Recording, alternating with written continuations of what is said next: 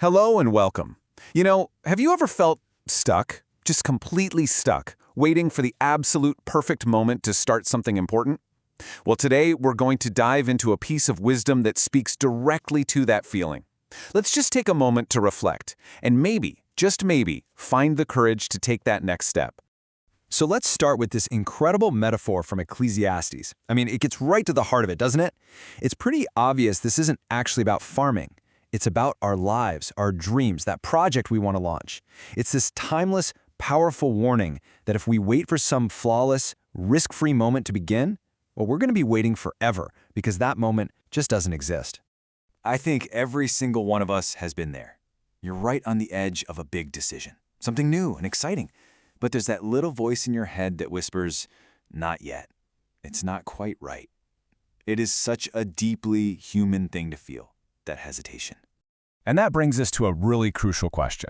How do we tell the difference between wise, patient caution and just plain old fear that's holding us back? Because, let's be honest, that line between them can be razor thin. One leads to growth, and the other just leads to stagnation. Okay, do any of these sound familiar? Oh, I'm just not ready.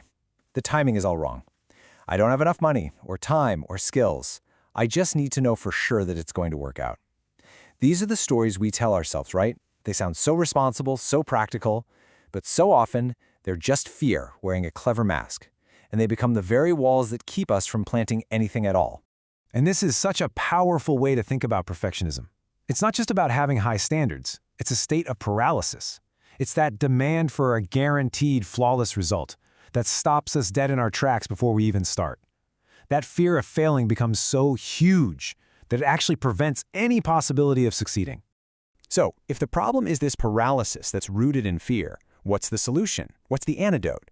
Well, what we're looking at today suggests something really powerful. And here's the thing. It's not about getting rid of the fear. It's about acting in spite of it.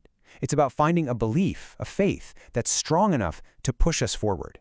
And look at how clearly this lays out the two paths. On one side, you've got fear. It keeps you stuck. It makes you obsess over everything you think you lack, and it demands certainty in a world that is anything but certain. But then, on the other side, you have faith, and that leads to taking the first step. It leads to trusting in a process, in a higher plan, and it empowers you to act even when you're not sure of the outcome. And history is just filled with amazing examples of this. Just think about Moses, Gideon, and Abraham. Each one of them felt they had some major flaw that disqualified them. They felt they weren't ready, they were too weak, or they were too old. But their stories show us that being ready is not a requirement for having a purpose. In fact, their so-called weaknesses became the very places where their true strength was revealed. This right here, this is like the ultimate counter-argument to that fear of what other people might think, or the fear of failure. It completely shifts the focus away from our own abilities and connects us to a source of strength that's so much bigger than ourselves. It's a declaration that you don't have to do this all on your own. Okay, so we've identified the problem, and we've talked about the antidote. Now it all comes down to this moment, right here, right now. What does it actually look like to put all this wisdom into practice in our daily lives? It's really that simple and that profound.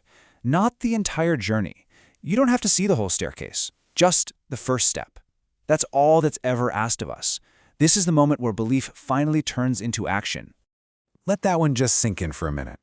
Your life, with all of its potential, all the dreams and hope that you carry inside you, it's just too valuable to be left in the waiting room of perfect conditions. It deserves to see the light of day, even if there are a few clouds in the sky. So we're left with this question to take with you. And it doesn't have to be some massive, world-changing thing. It doesn't have to be perfect. What is one small, tangible seed of hope that you can plant today? What's one tiny step you can take right now to move out of the shadows and just begin to sow? Thank you for reflecting with us.